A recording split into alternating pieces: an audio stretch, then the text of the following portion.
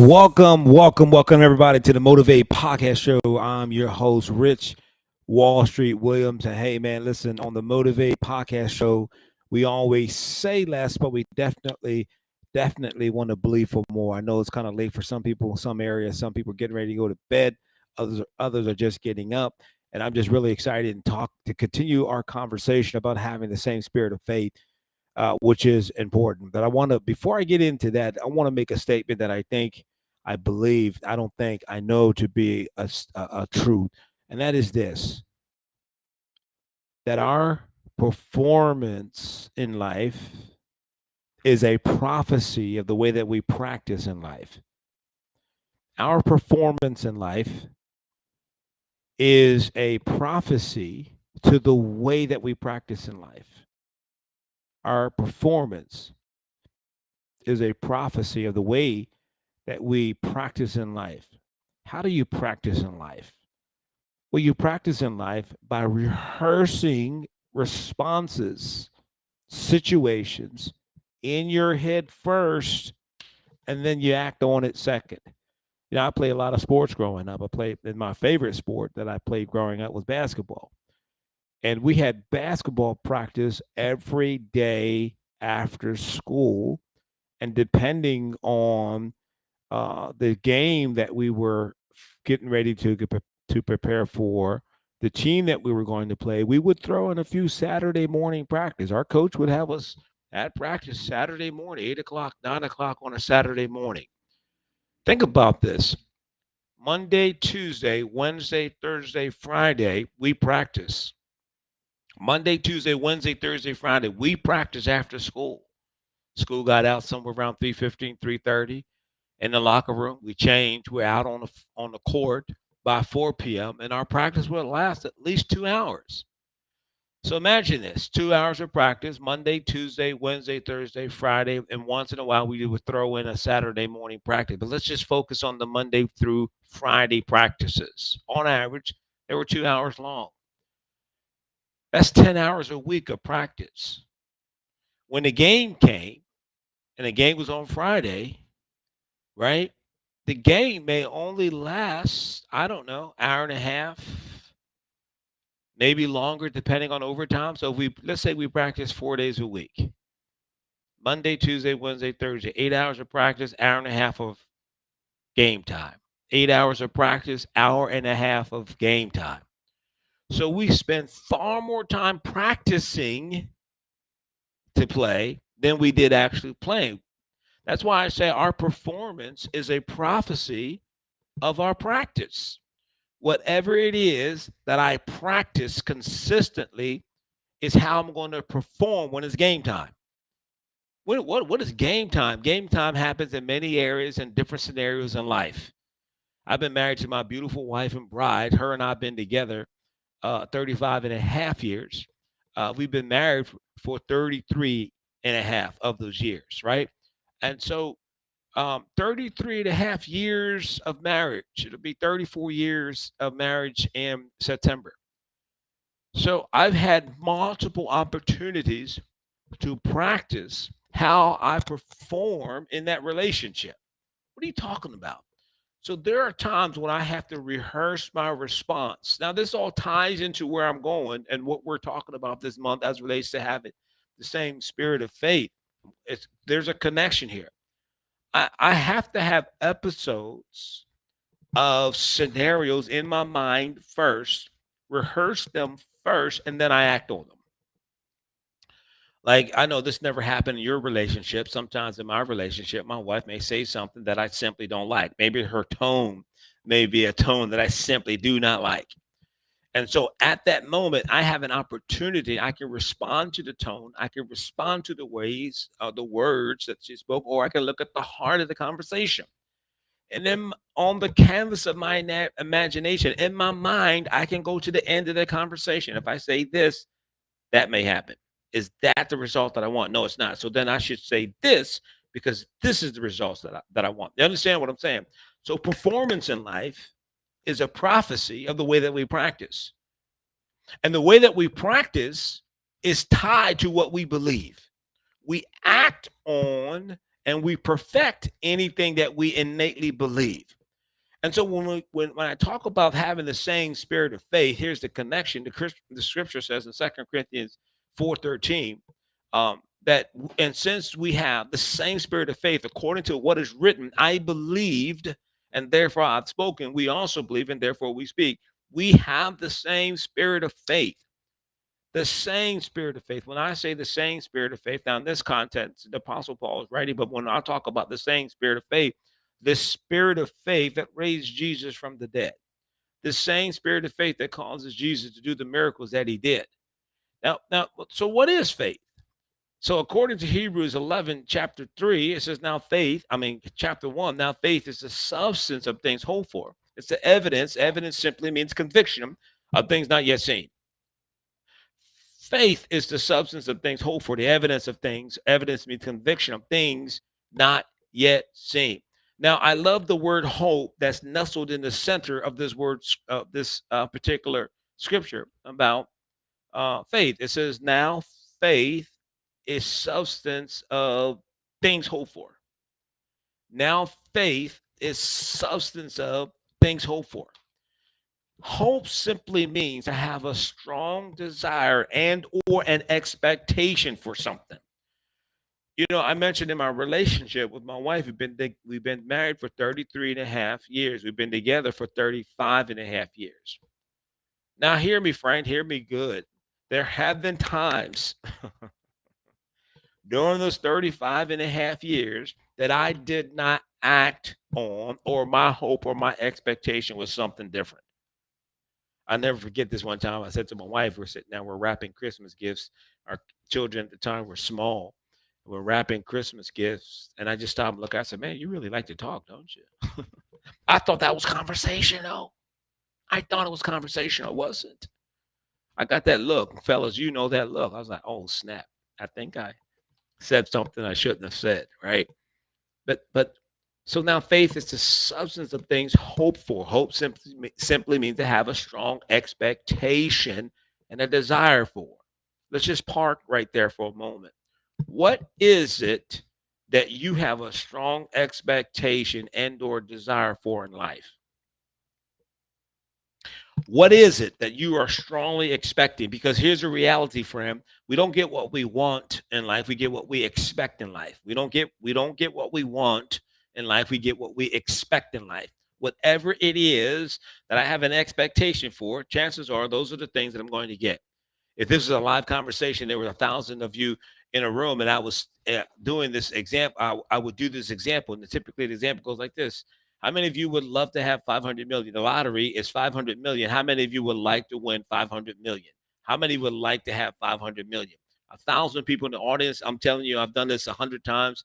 100% participation. Every hand goes up. I would love to have $500,000, $500 million, right?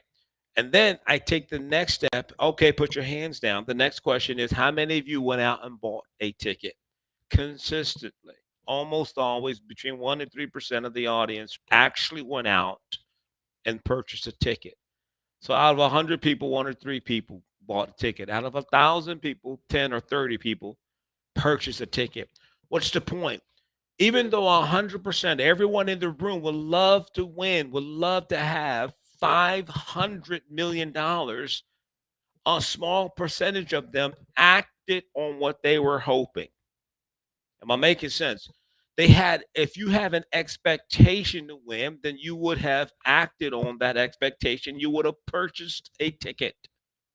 So now faith is the substance of things hoped for. It's faith produces substance. Faith produces substance. Faith produces substance. But the substance that faith produces is a substance, is something that I have an expectation for. I cannot expect one thing and something else show up. I cannot expect to have a healthy, loving relationship with my wife and act contrary to that, and because something else is going to show up. So faith is the substance of things hoped for. Evidence simply means that there is a conviction. I have to have a conviction of whatever it is I am strongly expecting or desiring to happen in my life. Here's another way that I describe this faith, hope, and that is an outstretched neck. I remember this when I was growing up. I remember my mom. Um, I remember for Christmas, man, Christmas time coming, and you've been putting in your order. What do you want for Christmas? I want this. I want that, mommy. I want this. I like to have that, right? And so we're getting close to Christmas, and my mom, I don't know why she did this. She did it every year. We figured it out eventually. She wouldn't put the gifts out right away. She would pretend like, oh, I think Santa took your gifts or whatever, right? But once she started putting those gifts out, man, a day or two before Christmas, she starts putting those Christmas gifts out. I'm like, oh man, I'm going around looking at it. I was like, you shake the box, it's got my name on it. I say to my brother, hey, look, man, this got your name on it, right? And so we had an expectation. We could not get to sleep. It was hard to get to sleep. Why? That expectation, that outstretched neck. Did she get what I wanted? Did she get what I asked for Christmas? That's that expectation. And so I acted like the thing that I desired that I had. There was an excitement that I had about something I didn't even see yet, but I expected to see it. Do you understand what I'm saying? So you got to be in that position, right? So faith is substance of things hoped for. Another way to put it is faith is a firm persuasion. It's a conviction based on hearing, a belief not substantiated by proof, not certain by reason. Here's another way to look at this faith. Faith is acting on what you believe. Hope sets the goal, faith allows us to obtain it. Hope sets the goal, faith allows us to obtain it. I set the goal of my expectation, and I believe that my parents heard my request for a Star Trek. I got this Star Trek. I was in the Star Trek growing up, and man, this thing was like a deluxe set. It was the bridge of the Enterprise, right? And so, I'm getting excited because I'm seeing it. I'm a geek. I don't mind. I own it. I'm a grown man, and I own it. I like Marvel movies, the whole 9 yards, right? I love Star Wars as well. I don't mind. Hey, man. So listen, Linda, listen. I had that deluxe joint, man. I had that deluxe Star Trek, the bridge of the Enterprise. There was a chair for Captain Kirk. There's a place for Dr. Spock. And I had Captain Kirk. I had Dr. Spock, little action figures. I had McCoy. Right. I had Lieutenant Horror. I had them, man. And then there was then the transformer. I mean, the transporter. Remember that? And so what I could do was you would put Captain Kirk in, and then you would spin it, and it would look like the sparks like on Star Trek, man. And you would spin it and you push the button, and then Captain Kirk would you put him in facing it and you spin it, and then it'll stop like this. So it looks like Captain Kirk beamed down to the planet. I mean, I just had so much fun with that. But it understanding that I've got to have an expectation, right? So hope sets the goal. Faith allows us to obtain the goal. Let me put it to you another way, that when I decide to embrace this spirit of faith and operate in the things, and I'm talking specifically about the things that I believe God has said and desire for my life, I got to understand that it's a two-sided coin. There's an acting side and there's a believing side of the coin. There's a God side and then there's a man side of the coin. God has his responsibility and I have my responsibility. Listen, I was sharing with a group of people a week or so ago, and so and we're talking about faith, right? And so one of the individuals in the class said, "Listen, what if I'm believing God that my finances get better? How do I act like the thing that I want to sow, even though it isn't?" Because I'm looking at my bank account, I'm looking at my checking account, I'm looking at my debit card, whatever, right? I said, so let me paraphrase what I believe you're asking me. I said, what do I do when I have more month left than money? What do I do when I have more month left than money? She said, that's right. I said, well, I am going to find a scripture in the word that talks about me having my money whole, right? I'm going to find a script that supports being financially responsible. That's the God side. I find the promise. Then there's a man side. The man side is, listen, if I make $5,000 a month, I cannot continue to spend $6,000 a month. That's foolishness. That's not acting like what I believe is so. So the natural side is, hey, get a budget. Stop spending $6,000 a month if you only make $5,000 a month. Do you understand what I'm saying? See, I'm not making this complicated. I'm just giving some practical ways to do it. So, how else could we say what faith is? Faith begins where the will of God is known and understood. I have to know the will of God for my life. I have to search the scriptures and I have to find in the scripture the things that God is saying about my life. I gotta find those things, right? And then I can begin to appropriate them. I can begin to study them, and then I can begin to apply these principles to my life. Years ago, in my relationship with my wife is the one that's better. She was the one that was better with money than me. There's no question about it. She was better with the money than me, right? And so we met with a financial advisor, and he said, okay, Richard, here's what I need you to do. For the next 30 days, every time you spend money, I want you on this sheet here, I want you to write down what it was and what method or form of payment you used. Was it cash? Was it a check? Was it a credit card? I did that for about 30 days. We got together and he said, let's look at it. Let's look at it. We went through it item by item, and you know what I saw? A large percentage of my money was on food and coffee because I love coffee. I'm a coffee connoisseur.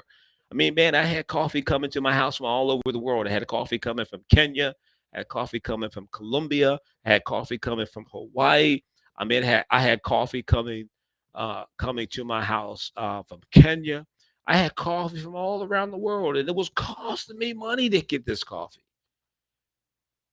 He said, so why don't you start right here? Right? That's the natural side. Now, the other side of that was I was thanking God that He gives me wisdom on how to spend my money and how to create multiple streams of income. But I had to first take a natural responsibility. See, it's the BCA of getting the results that we want in life.